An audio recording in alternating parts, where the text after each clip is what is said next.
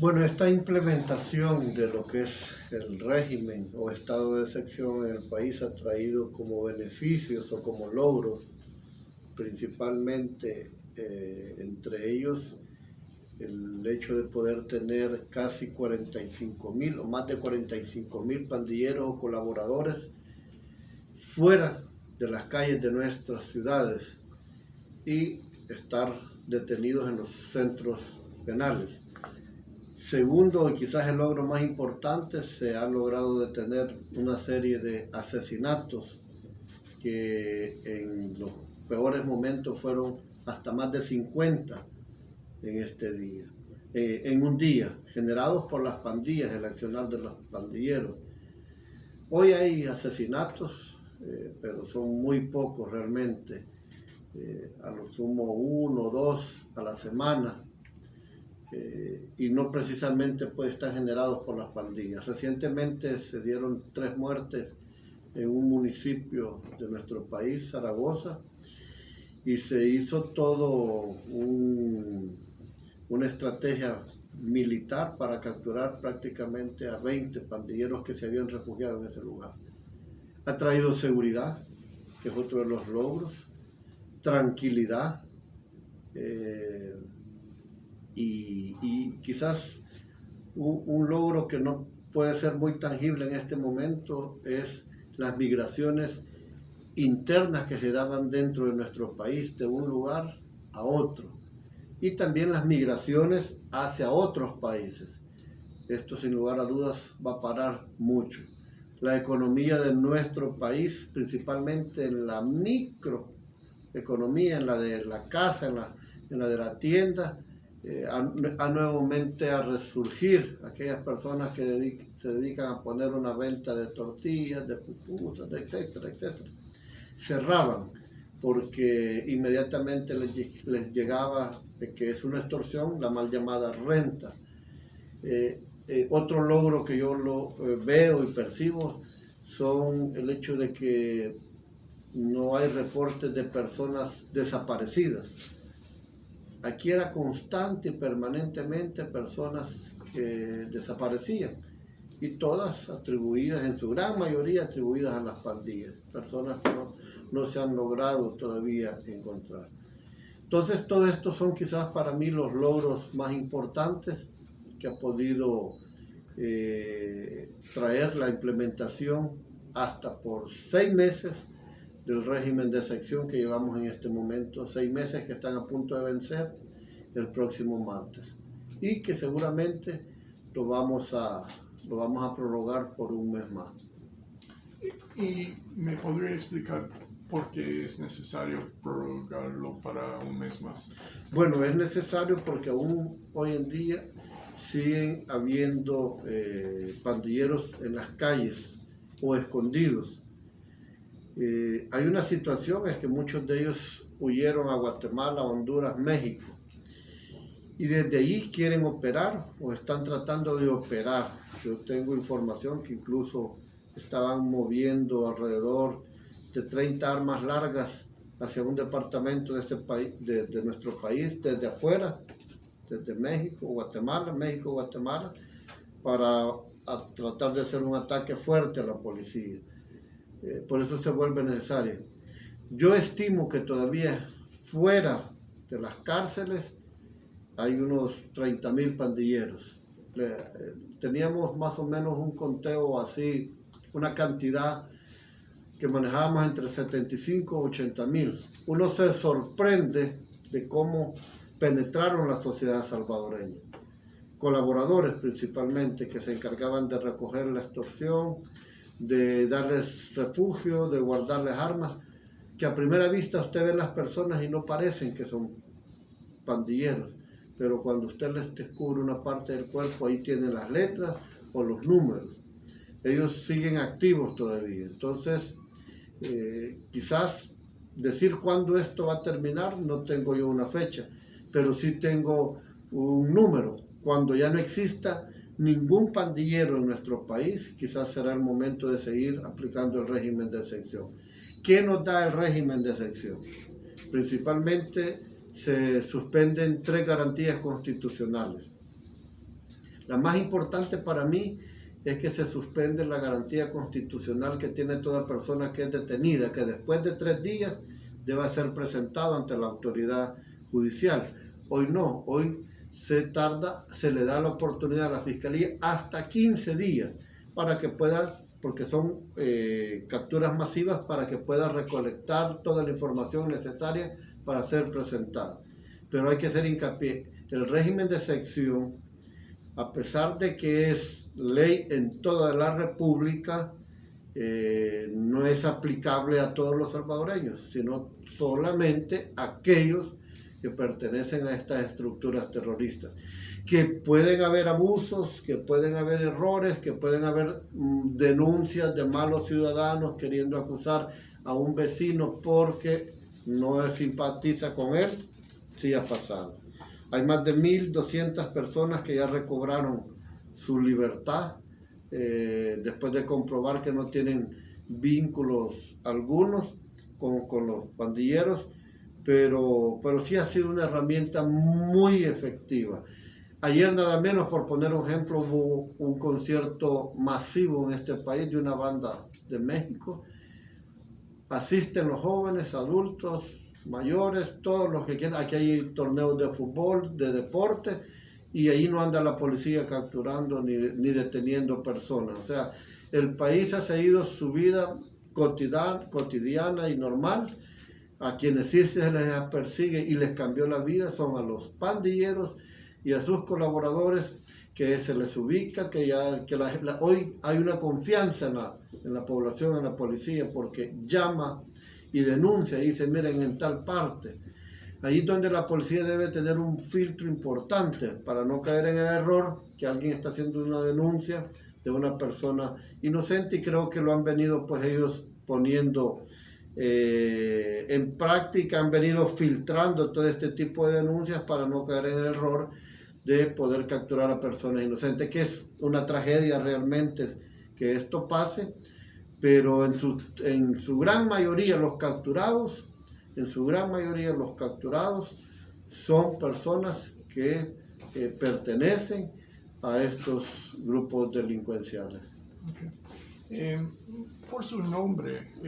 Lo que sucede es que lo que El Salvador ha vivido, quizás no lo ha vivido ningún otro país, o no ha tenido la valentía de enfrentarlo como nosotros lo estamos haciendo, con este tipo de medidas que le hemos venido alargando. Vale la pena decir que el régimen de sección es una facultad que tiene la Asamblea, que está desde 1983, es decir, esta asamblea no es que la propuso y hagámoslo, no, ya venía esto. En lo que sí nosotros hemos dado un paso más allá es en irla prorrogando hasta hoy por 6 ocasiones. El problema es que si nosotros dejamos un solo pandillero, una célula de pandilleros en las calles de nuestro país, van a tener la posibilidad de multiplicarse y volver a generar el problema que teníamos, de esas 50 personas muertas en un solo día, de extorsiones, de asesinatos. Entonces, la mejor palabra para utilizarlas es, debemos extirpar ese cáncer total de la sociedad salvadoreña. Y lo único que ha funcionado después de 30 años de tener pandilleros es la aplicación del régimen de sección, con sus dificultades, con los señalamientos que pueden haber, pero la gran mayoría de salvadoreños siente tranquilidad, siente paz, siente seguridad. Y si esto nos está funcionando, pues lo vamos a seguir haciendo. ¿Qué tiene que pasar después de que esto pase y termine y logremos capturar a todos los pandilleros? Tendrá que venir un proceso de prevención sobre la niñez y la juventud, abriendo oportunidades, abriendo espacios que puedan ellos desarrollar una vida pues sin tener la presión de entrar a una pandilla o de ser obligados, porque gran mayoría de jóvenes que se involucraron en las pandillas lo hicieron de una manera obligada. La deserción escolar en este país era casi de un 40%, que no iban porque se volvían pandilleros a la escuela, o otros por el miedo dejaban de ir a la escuela. Entonces viene un programa de prevención para todos estos niños, jóvenes, para que no puedan caer. Tenemos que llegar a un momento en que decir, bueno, hasta aquí, no sé cuándo va a ser, pero yo soy de la idea que debe ser hasta que tengamos seguridad y certeza que no vamos a dejar ese cáncer vivo para que pueda nuevamente expandirse en El Salvador. Se preocupa que está muy bien documentado. Ese era de los defectos que se tenían en anteriores simulacros de querer acabar con este mal. Digo simulacros porque nunca había una acción real. Hoy no pueden operar, hoy es imposible que puedan tener una comunicación hacia el exterior o del exterior al interior. Antes sí era posible porque a través de visitas, a través de custodios de centros penales o a través de cualquier otro tipo de mecanismo, llamadas telefónicas, ellos daban órdenes para que pudieran extorsionar, asesinar o hacer todo tipo de cosas. Hoy prácticamente es imposible, esto se acabó. Se está construyendo un penal de máxima seguridad aquí por la zona de Zacatecoluca, y entre Zacatecoluca y San Vicente, y eso ya no puede pasar. La idea es tenerlos en prisión la mayor cantidad de años, ¿verdad? Y que al final se han aumentado las penas, se han creado nuevos delitos. Antes ser pandillero en este país no era un delito, no obstante una sala de lo constitucional los había declarado terroristas hace como 8 años. Hoy ser pandillero le da a usted el derecho a pasar 20 años en la cárcel, se han aumentado hasta 40 años y se han cerrado todas las medidas alternas. Todo proceso penal en cualquier parte del mundo tiene salidas alternas, media pena, libertad asistida, etc. Hoy no. Desde el día 1 que es detenido hasta el último día de los 40 años que va a cumplir, tiene que pasar en prisión. Igual para los menores de edad que son pandilleros.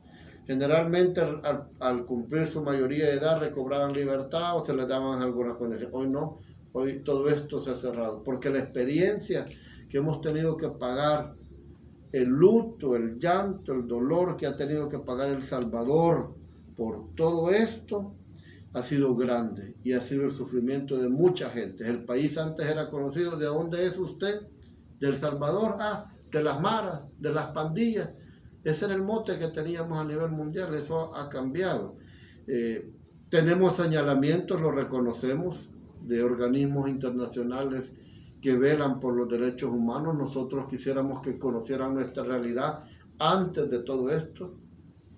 La gran mayoría de la población opina que está de acuerdo con lo que se está haciendo, porque de verdad mucha gente se ha quitado la muerte de tenerla aquí en el cuello o en la espalda, para entrar o para salir de una zona residencial, de una colonia, le llamamos nosotros. Había que pagar una extorsión y para volver a entrar donde usted vivía tenía que pagar otra cantidad de extorsión para entrar y salir.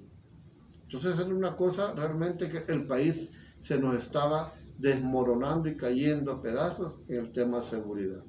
Y la gente ha sufrido mucho por esto. Y esta medida creo que es la medida que ha venido a volverle la esperanza a la gente. Debido a esto, también nosotros tenemos un gran problema en este país. Seguirá habiendo este problema, pero una madre que se quede en su casa, que su hijo va a trabajar o a estudiar, esta madre se quedaba preocupada, porque no sabía si su hijo iba a volver. Y aquí vienen problemas de salud, diabetes, hipertensión y todo este tipo de problemas que por los miedos, por las angustias se van generando. Todo eso va a ir cambiando en El Salvador. Y ha cambiado bastante. En lo personal yo soy, digamos, muy receptor de gente que me conoce y que me ve en algún lugar. Y ¿qué le dicen a uno? Les agradecemos por todo lo que están haciendo. Muchas gracias por todo lo que están haciendo. Al exterior quizás esto se puede ver como una medida extrema, pero es que si no era una medida extrema como debería de haberse aplicado, seguiríamos con el mismo problema. Y después el país iba a llegar un momento en que se iba a volver a descontrolar. Afortunadamente, quizás una ventaja que tuvimos como país es que nuestro país no fue abiertamente utilizado, nuestra zona terrestre, abiertamente utilizado por el narcotráfico. Porque es un país bien pequeño, usted en 3 horas, 320 kilómetros se los cruza rápido. La zona costera pues sí ha sido utilizada, pero entonces, afortunadamente el narcotráfico junto con los pandilleros no lograron como una conexión. A lo mejor pasaban algo ahí, pero eso también se ha prevenido también. Si el país hubiera caído también en manos del narcotráfico, igual que como cayó en manos de los pandilleros, entonces aquí se hubiera vuelto un país bastante más todavía peligroso principalmente para los que vivimos acá. Okay. No niego. Yo no veo todavía un punto a donde terminar. Lo que sucede es esto.